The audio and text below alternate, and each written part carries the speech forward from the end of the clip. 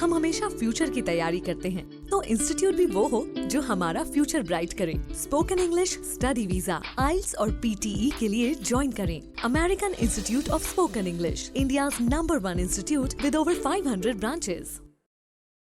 This is the IELTS listening test. You will hear a number of different recordings and you will have to answer questions on what you hear.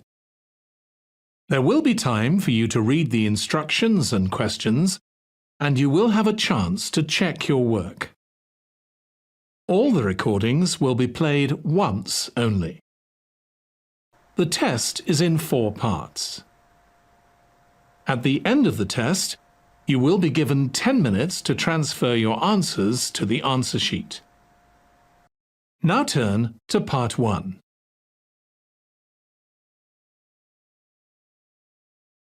Part 1. You will hear a conversation between 2 students about buying a used car. First, you have some time to look at questions 1 to 6.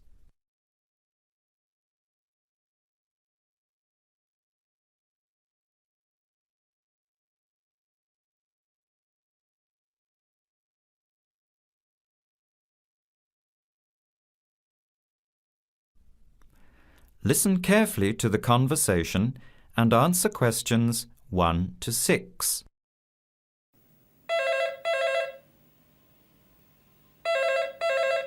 Hello, Hello, can I speak to Eleanor, please? this is Eleanor speaking.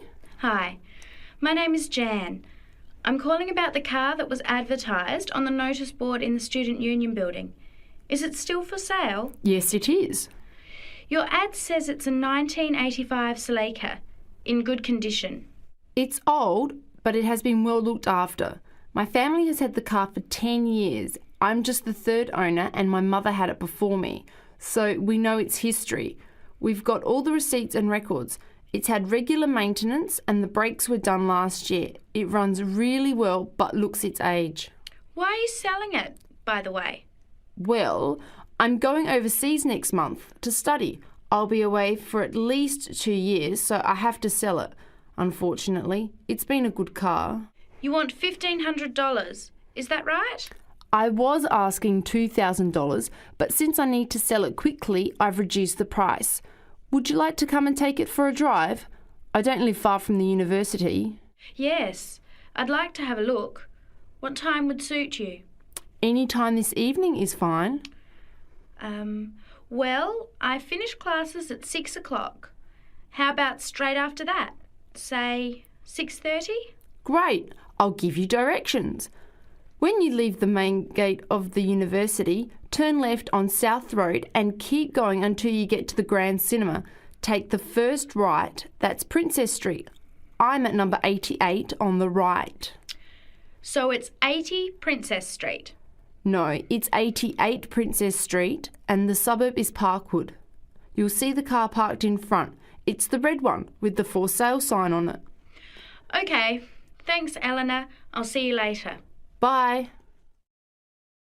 Before you hear the rest of the conversation, you have some time to look at questions 7 to 10.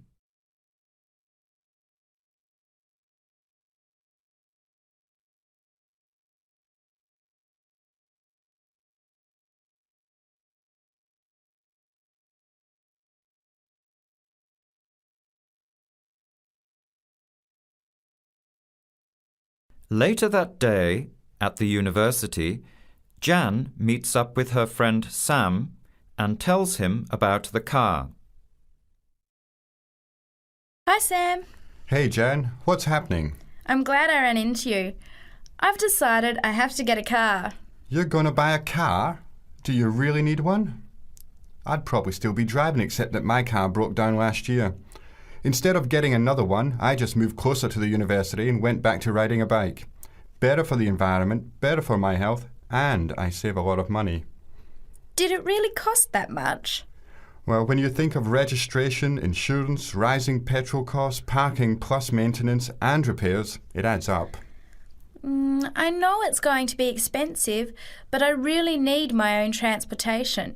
It takes half an hour by bus each way to university as it is. But now I'm working at night in the city. There's no way I want to hang around waiting for a bus late at night, then walk 3 blocks home alone. Hey, I think you've got a point there. So what kind of car are you looking at?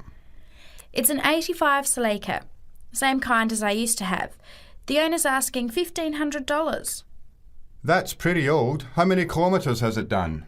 You know, I forgot to ask. I'll have to check tonight when I go to see it. Would you be able to come with me to have a look? At about 6:30? Sure, I'll come, but I don't know a lot about cars. I do know one thing, though. I wouldn't buy an old car without having a mechanic look at it first. That's a good idea. But won't it cost a lot? Not really. You can get a check done through the Automobile Association for $80, and it comes with a report on the condition of the car. It can save you a lot of money in the long run. I'll keep that in mind. So we have to get to Parkwood at 6:30. Do you want to take the bus? It goes straight down South Road every 15 minutes. Or maybe we could walk. I don't think it's that far. Actually, I could borrow my roommate's motorbike for an hour or so. He's working all evening in the library. Do you think he'd mind? No way. He owes me a favour or two. Okay, great. See you at 6, outside the student centre.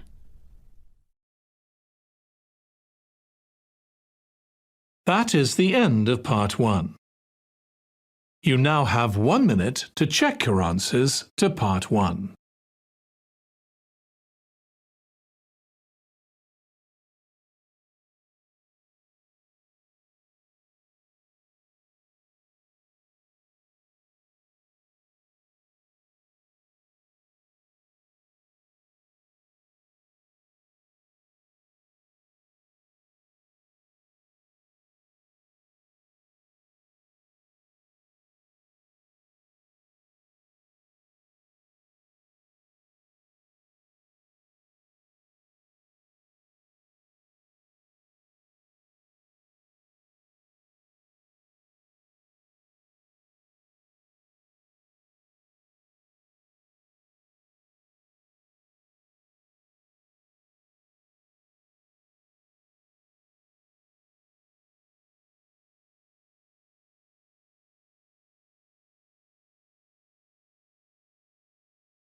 Part 2. You will hear a guide giving instructions to a group of international students in Canada preparing for a whale watching trip. Before you hear the talk, you have some time to look at questions 11 to 16.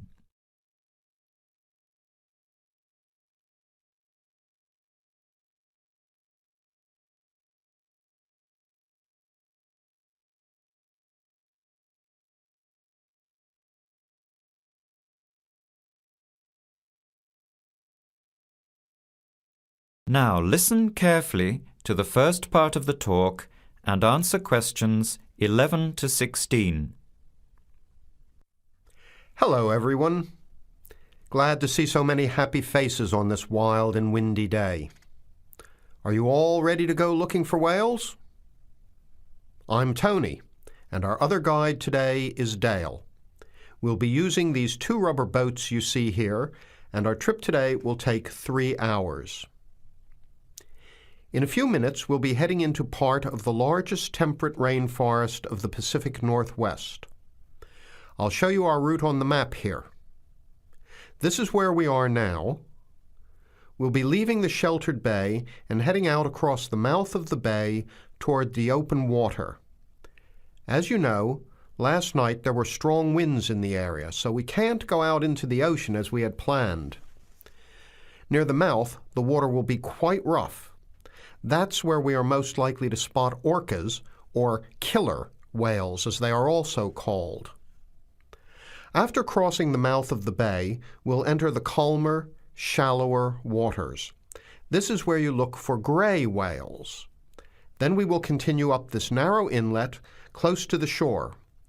You will have a great view of giant fir and cedar trees that have never been logged. Here is the place to watch for wildlife. you are likely to see bears along the shore and eagles in the sky overhead. Right at the back of the inlet here are the hot springs where we will be stopping for an hour. You can have a soothing soak in bubbling hot water before the return trip. I'll tell you a little bit about the whales now, because with the noise of the wind and the engine, you won't be able to hear much out there. As we head out in the boat, we will probably see dolphins first. They are a gray color and quite small, 1 to 2 meters long. They will swim right beside the boat, racing along and sometimes jumping out of the water just ahead of us. They swim very fast, and they are playful and curious. They're really fun to watch. The next ones we'll see are orcas, or killer whales, which are actually members of the dolphin family.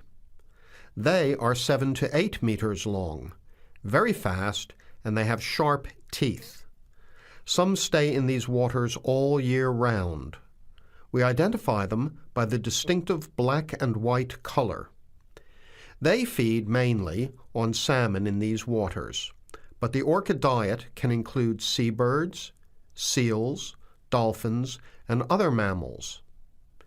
They can be fierce hunters, and this is why they are called killer whales.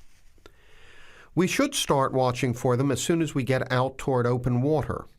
We're likely to spot the orcas from a considerable distance. Watch for the black and white marking and mist spouting from the blowholes on top of their heads.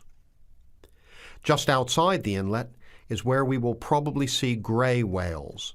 The grays are migratory. They pass through here twice a year, moving from far in the north where they feed to the warm southern waters where they breed. You are very lucky today because several have been reported in the area. Unlike the orcas, grays are solitary, except when you see a mother with a calf. The gray whales are much longer and heavier than the orcas, 14 meters long and weighing up to 30 tons. The gray whales are filter feeders, gathering tiny ghost shrimp from the sand at the bottom.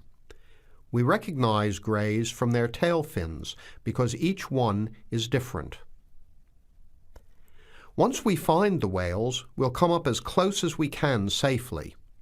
We are allowed to approach the whales no closer than 50 meters, but that feels pretty close when you are in the presence of animals this big.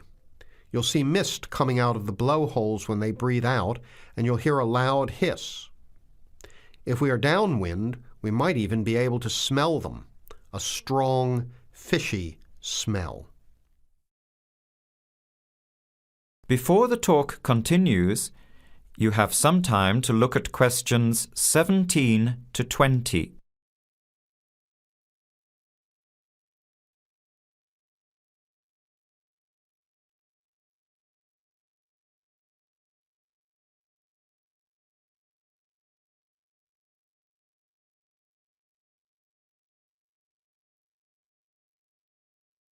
Now, as the talk continues, answer questions 17 to 20. Now, for just a few words of caution.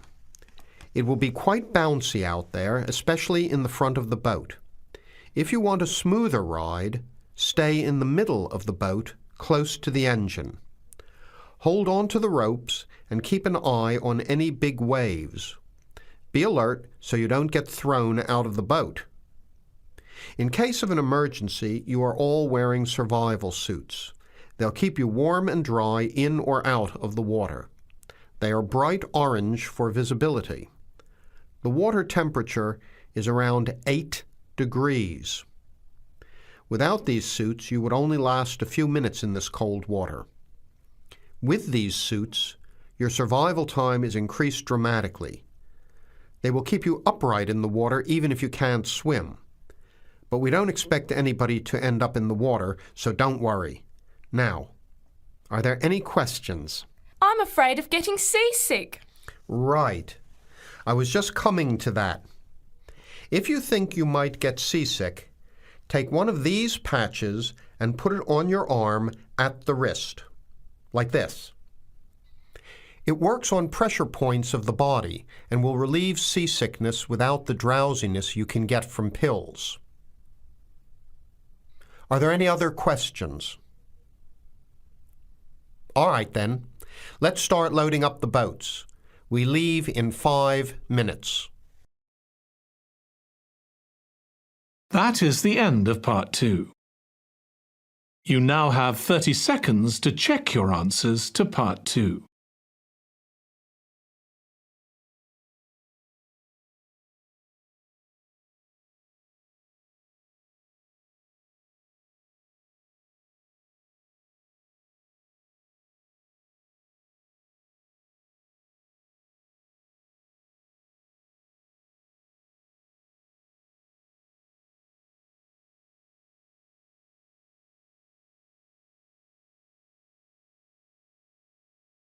Part 3. You will hear a student, Penny, talking to two friends, Ray and Louise, about a television competition Ray has entered called Travel Documentary. Before you hear the conversation, you have some time to look at questions 21 to 26.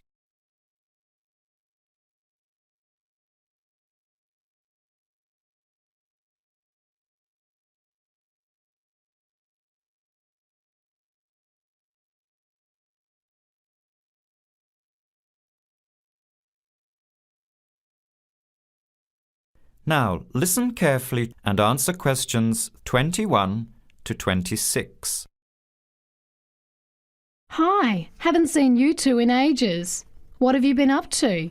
Hi, Penny. Ray is really excited. He's just been shortlisted for Travel Documentary. He could be off travelling around the world for 3 months. Travel documentary? What's that? You've never heard of it? Don't you watch TV? Well, actually, no, hardly ever. Especially since I've started working on my thesis. I don't have time to breathe, let alone watch TV. So what's this all about, Ray? Well, actually, it's a competition run by public TV. It involves my two great loves, travel and filmmaking. Is it that program where people are sent around the world making documentary videos? I have heard of it. Fantastic! So you've been chosen? Not yet. I'm one of 34 selected for an interview next week, so I've made it through the first cut. Yeah, there were over 200 applicants from around the country. Pretty amazing, hey? Well, I've been lucky so far. What's the next stage? 13 are chosen from the interview to do a 4-week training course in documentary filmmaking. Then, the 8 finalists get sent off with a video camera to travel around the world. Sounds incredible. What's the catch? The catch is that every 2 weeks you have to send in a 10-minute video from a different part of the world. It's broadcast on TV along with the work of 3 of the other competitors and judged by a panel of experts and the TV audience. So you're under a lot of pressure. Wow, I guess so. You mean you're on television every 2 weeks? Yep, that's right. But first I have to be selected. Do you have to have any filmmaking experience to apply? Some background in photography or video making helps, but you're not supposed to be an expert. In fact, you can't apply if you've already worked in filmmaking. We all get the same 4-week course, so we start with the same skills. Can you go anywhere in the world you want? Each competitor makes up his or her own travel plans and has to get them approved. Before the conversation continues, you have some time to look at questions 27 to 30.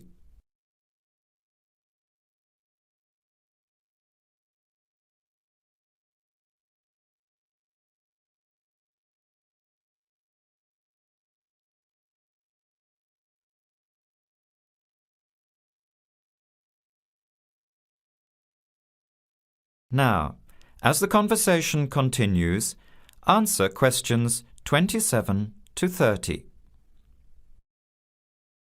Have you talked with anyone else who has done it? As a matter of fact, just last week, I met Sarah Price, a girl from here who did it last year. What did she have to say about it? She said it was the most amazing experience of her life, but it was really tough at times. I think you'd have to be really brave to take off like that alone with so much responsibility. It's not like going on a holiday, is it? No. 2 weeks in a country, often where you can't speak the language, to find a story, film it, organise all the editing. Then you're off to a completely different part of the world to start all over again. Pretty exhausting, but exciting too. What a way to see the world. What about Sarah Price? Did she have any bad experiences? She said the worst part was when she got some mysterious fever in Mongolia and thought she might have to be sent home. Fortunately, it got better, but she said it was scary to feel really ill when you're alone so far away. So what made you want to apply? When I saw the program on TV a while ago, I thought, this is for me. I've always wanted to travel, but needed to work for a year before I could even think about it. Then a new series started up. I thought, now's my chance. Don't you think you'll be lonely? I don't think I'll have time to be homesick. I'm more worried about having too much to do and not enough time to get things organised. So we might be watching you on television in the next few months. I hope so, if I'm lucky. When will you know for sure? They choose the final 8 in March. A month later, you're on your way. So do you have to pay anything?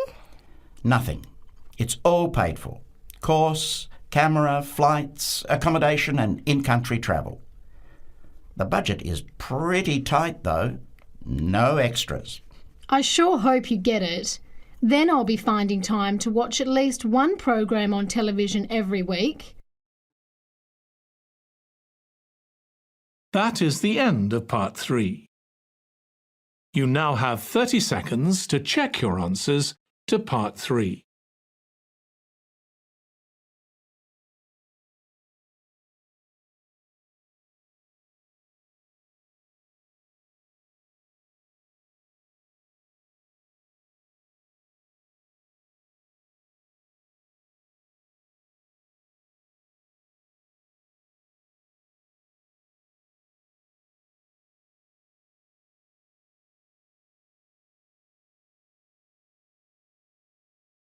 Part 4. You will hear a talk given by Kate Tomalin on the history of technology. First, you have some time to look at questions 31 to 40.